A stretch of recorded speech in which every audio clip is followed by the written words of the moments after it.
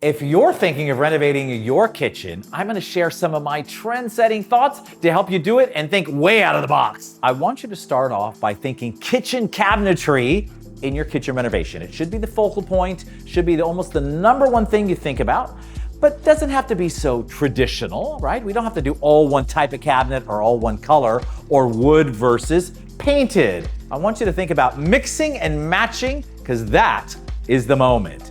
So talk about trends. We're doing wood cabinets on the bottom. So these wood finish cabinets are light and airy. I chose a white oak because I wanted this light and vibrant feeling. But if you're choosing dark, that's great too, whatever you like in your kitchen design, but keep the wood tones on the bottom of the kitchen. For the upper cabinets, I want you to think about maybe a painted surface. So it doesn't have to match the bottom, it could be something different. In this particular case, I did light because I wanted this light and airy feeling to make other things pop. Another thing to think about in your kitchen renovation is the backsplash. So here, guys, is where you can have so much fun. It's like accessorizing. You know, when we dress, we put on our glasses and our watch or our hat or our earrings. In this case, I don't have mine on today. But you're gonna accessorize and trade, you know, we're gonna create a whole different mood and vibe.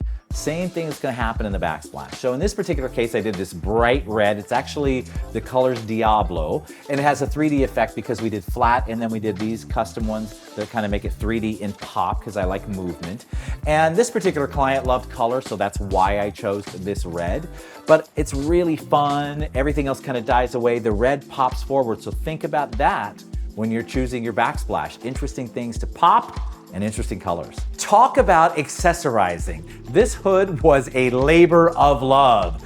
Great way to accessorize in your kitchen, do a hood. Regardless if it's this traditional shape that we had custom made and painted or something very modern that you buy in a store, hoods are a great way to accessorize and choose a paint color. So funny story, when we were choosing the paint color, it's actually the same as the tile in the back, the Diablo. I had to take this bad boy to an auto body shop and they actually put it in the spray booth and sprayed it with lacquer like you do on an automobile. And that's how we had this super high gloss finish. I love it.